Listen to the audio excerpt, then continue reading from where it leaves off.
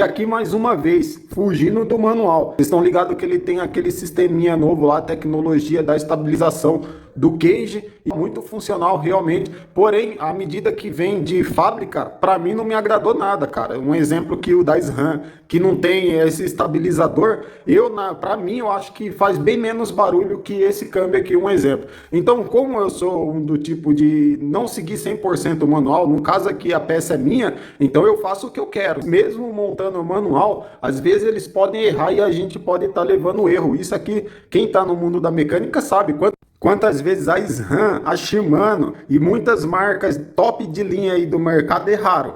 Errar faz parte de nós, galera. Então não adianta a gente seguir 100% não, mano. Às vezes os caras estão errados aí. E aí, um exemplo, igual a galera pega a bike de zero, de fábrica, não precisa mexer em nada na bike. Teve uma marca muito famosa que mandou todas as bikes para todos os seus clientes sem graxa no cubo. Pô, o negócio mais simples de tudo, cara. Graxa nos rolamentos. E aí teve o desgaste prematuro. Quem sofreu? Qual é o problema? Você acha que foi a marca? Quem sofreu foi os usuários, entendeu? Então, um exemplo, como eu sempre falo, o cara chega para mim, Barbie, qual é a revisão que tu me indica aqui? Cara, para eu te garantir a revisão aí, eu preciso saber quem fez e eu preciso acreditar nele. Se não, ao contrário disso, eu tenho que desmontar toda a bike e fazer toda a revisão. Aí sim eu vou falar para você como que a bike tá. Porque isso aqui é linha de produção, rapaz. Às vezes uma pessoa que não entende nada da mecânica, ensinam ela aquele processo. Um exemplo, ó, você vai montar só o cubo e é desse jeito que monta o cubo.